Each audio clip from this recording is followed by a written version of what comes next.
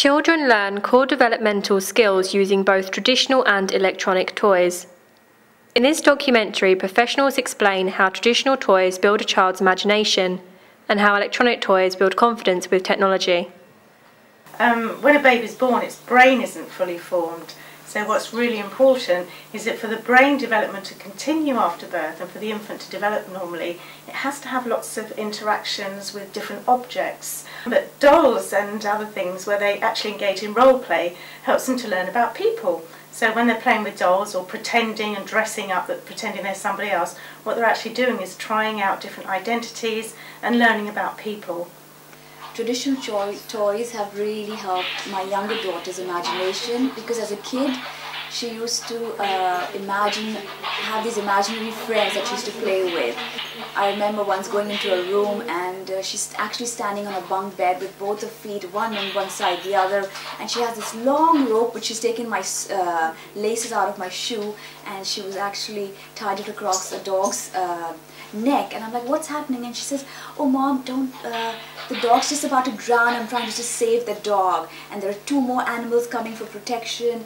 And while she was playing, now when I think back, that's helped her imagination, because I know and I've heard from her teachers that they really are happy with the work that she produces in English. They're certainly au fait with operating technology, with using handsets, with using computers, with using consoles, and of course those are important aspects of modern development as well. So when children grow up and go out into the world, they're going to be completely happy using all forms of technology. For electronic toys, I have one here for an example. It's a programmable robot. This one is called Pippin.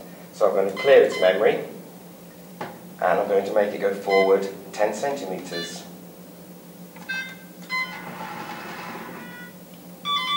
Which it does. Giving instructions to this robot means using mathematical language. It's forward, back, left and right, and that involves distance, and it also involves turning through different angles.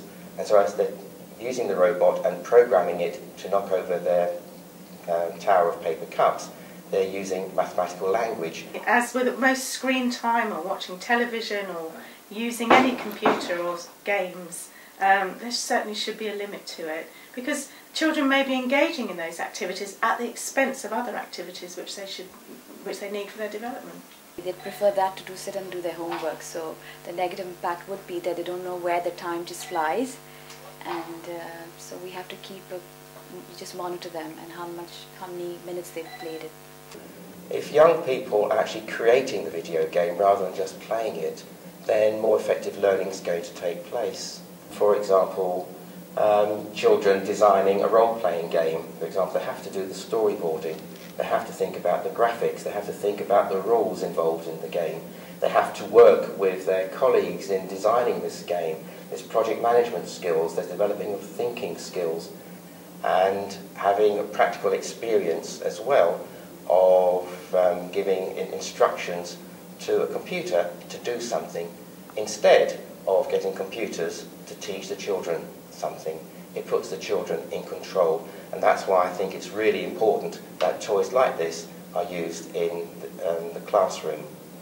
I think that teachers need to be made aware that real learning can take place by using toys like this. But if they don't see the point, if they don't get it, then it's not going to happen in the classroom.